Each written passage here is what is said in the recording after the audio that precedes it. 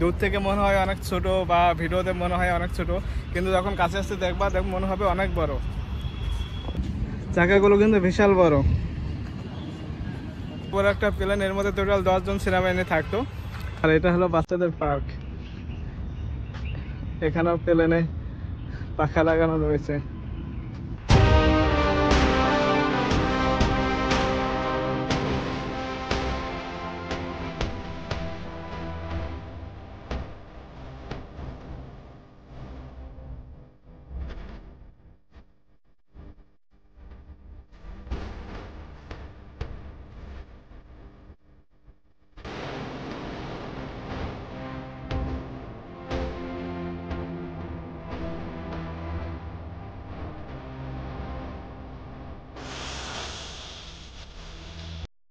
নমস্কার বন্ধুরা, কেমন আছেন সবাই? আশা করি সবাই ভালো আছেন।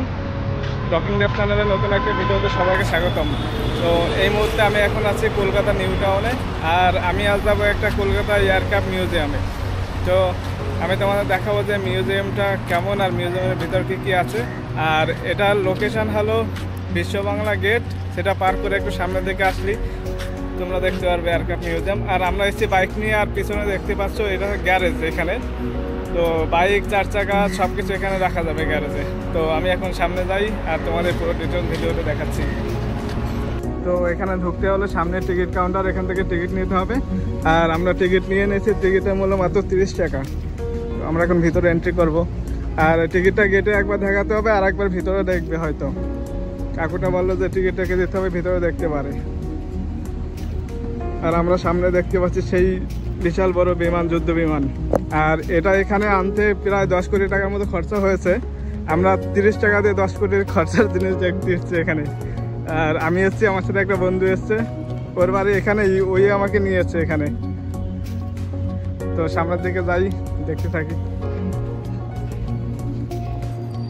আমরা এখন দেখতে পাচ্ছি সেই পিছনেই বিশাল বড় এয়ারক্রাফট।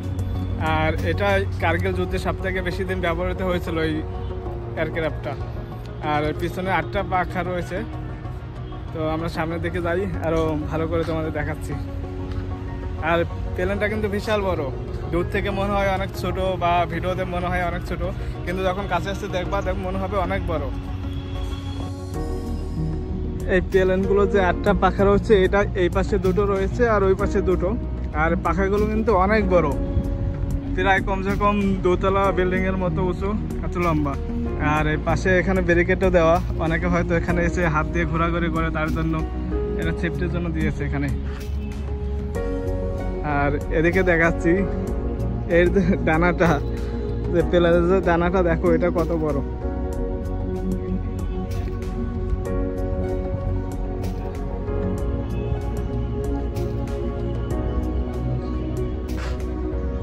এটা অনেক লম্বা, প্রায় মনে হবে যে কমসে কম 5 থেকে 6টা রুম হবে, এই যতটা লম্বা। আর বৃষ্টি হলে এর নিচে দাঁড়িয়ে থাকলে বৃষ্টি লাগবে না, এতটা বড় এখানে। আর এই চাকাগুলো দেখো, এখানে চাকাগুলো কিন্তু বিশাল বড়। আর এই চাকাগুলো যে মাহেন্দ্র ট্রাক আছে, ওই ট্রাকের যে বড় চাকা, প্রায় তার থেকেও বড় হবে চাকাটা। আর এই প্লেনটা টোটাল 10টা চাকা রয়েছে। এখানে 4টে, ওই পাশে 4টে, আর সামনে রয়েছে 2টো। সামনের চাকা দুটো একটু ছোট।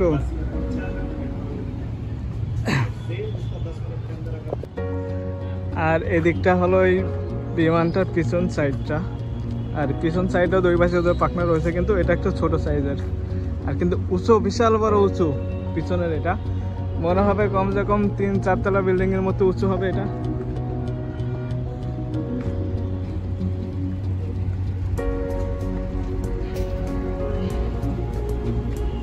আর এটা হলো প্লেনের নিচের সাইড।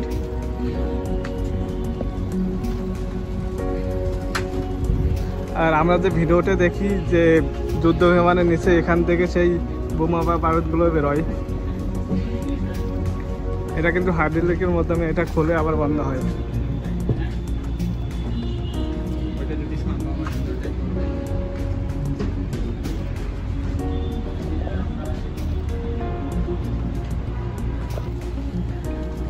আর এটা যে সামনের যে দুটো চাকা, সেই দুটো চাকা এটার মধ্যেই থাকে।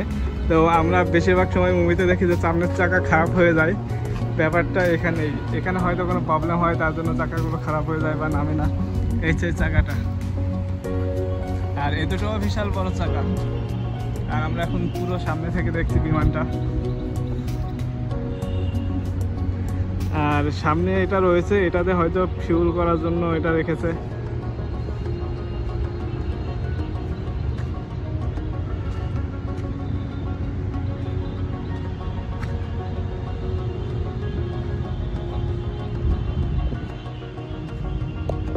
এখানে অনেক স্কুলের স্টুডেন্টদের নিয়ে আসা হয় তাদের দেখানোর জন্য যে যুদ্ধ বিমানগুলো কেমন হয়। আর স্কুল স্টুডেন্টদের জন্য ফ্রি, এখানে তাদের শুধু আই কার্ড লাগবে, আর এমনি নর্মাল মানুষের জন্য 30 টাকা করে টিকিট। আর এই বিমানটার গায়ে লেখা রয়েছে বিমানটার নাম টার্বোলিফট 142M। আর এটা 29 বছর ধরে ইউজ করা হয়েছে ইন্ডিয়ান যুদ্ধ করার জন্য। 19টাই লেখা আছে এখানে, 1988 থেকে 2017 সাল পর্যন্ত এটা ইউজ করা হয়েছে। আর এখানে আনা হয়েছে 2020 সালে, আর এটা করতে প্রায় 1 বছরের মতো টাইম লেগেছে। 2021-এর পর এটা ওপেন হয়, প্রায় 3-4 বছর হয়ে যাচ্ছে। তো এখানে আর এখানে আমরা দেখতে পাচ্ছি একটা বাচ্চাদের জন্য একটা পার্ক টাইপের রয়েছে। তো যারা বাচ্চা নিয়ে আসবে তারা খুব বাচ্চাদের এখানে এনজয় হবে। এখানে সেই আর একটা প্লেন রয়েছে, ওদিকে খেলনা প্লেন। আর এদিকে দেখো যুদ্ধ বিমান, কামান। আর এগুলো বাচ্চাদের খেলনার জন্য খুবই ভালো জায়গা এটা। তাদের প্লেনও দেখা হয়ে যাবে, খেলাও করা হয়ে যাবে। আর এদিকে অনেকগুলো ফুলের গাছ রয়েছে। তো জায়গাটা খুব পরিষ্কার পরিচ্ছন্নভাবে সাজিয়েছে এখানে।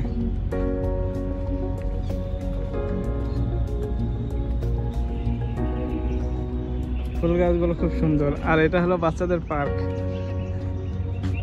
এখানেও প্লেনে পাখা লাগানো রয়েছে। বাচ্চারা এসে এখানে খুব মজা করতে পারবে, খুব এনজয় করতে পারবে।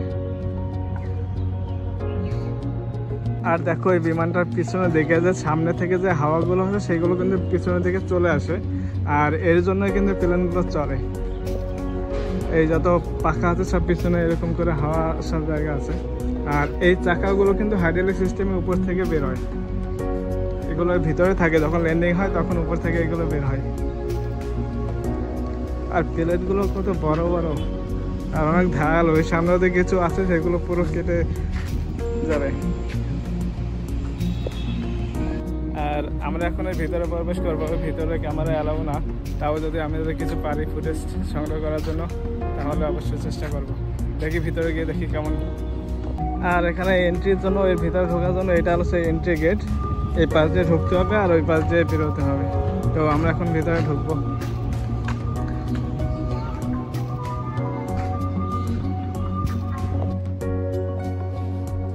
এটা হলো প্লেনের ভিতরটা। এখানে ফটোগ্রাফি এলাও না, তাও আমি চুপি চুপি করেছি। এটা হলো সামনের সাইডটা, যেখানে আর্মিরা বসে থাকতো, সেই সামনের পার্টটা। অল্প একটু ভিডিও করলাম, বেশি করতে পারছি না, শুধু তোমাদের দেখানোর জন্য।